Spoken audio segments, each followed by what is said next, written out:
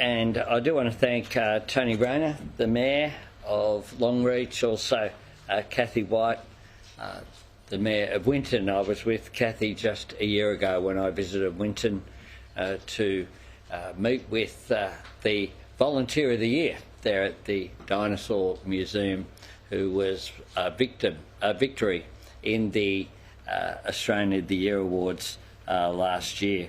I want to thank AgForce for the work that you're doing, Shane, on the ground as well.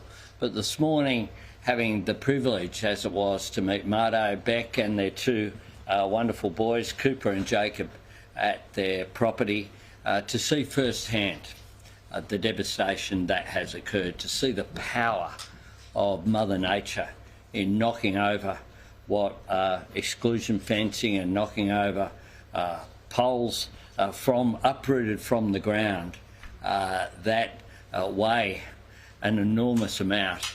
But you see the power of Mother Nature and the force that was there.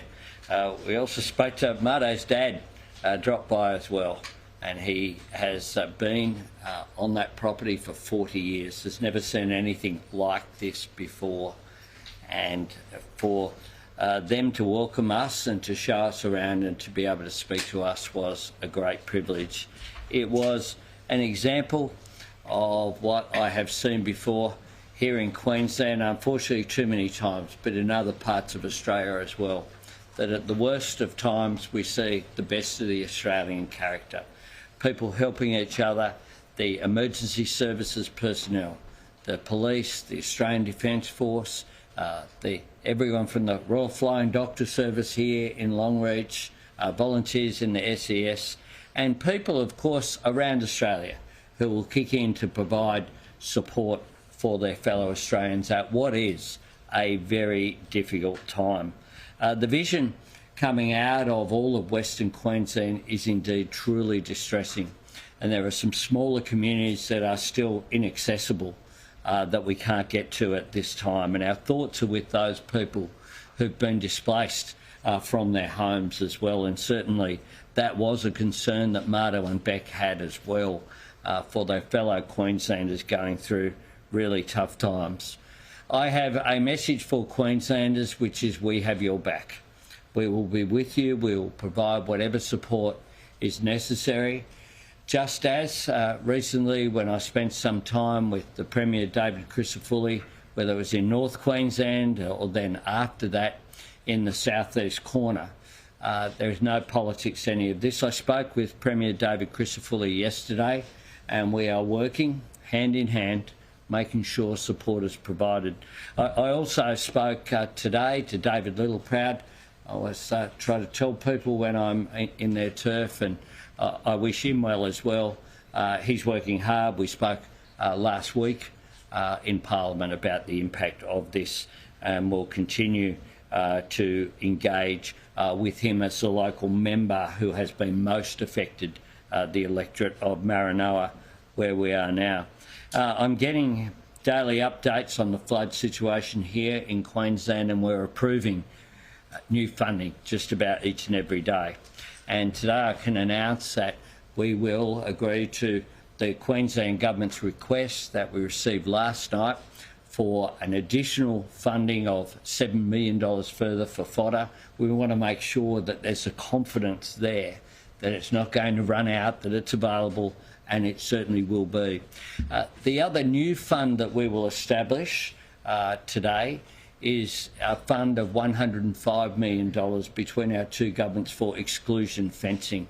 This is absolutely vital to protect the stock which is there, with exclusion fencing coming down, access from wild dogs, wild pigs potentially as well, with the increased fodder that's on the ground.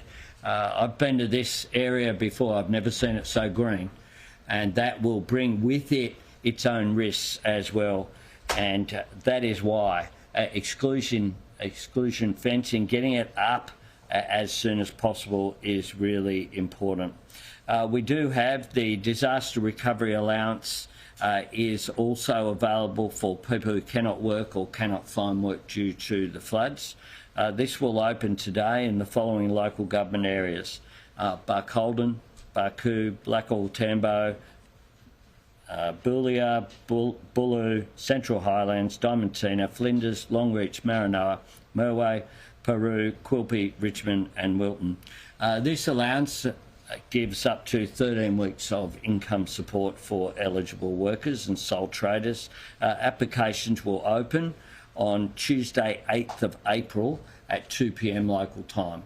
So we want people can, of course, apply and can prepare for that through the MyGov app or website, or find out more by calling the Australian Government Emergency Information Line on 180-2266. That's 180-2266. Now this comes on top of the other support that the Commonwealth is providing, some of which has been outlined by Minister McAllister. I wish everyone well during this period.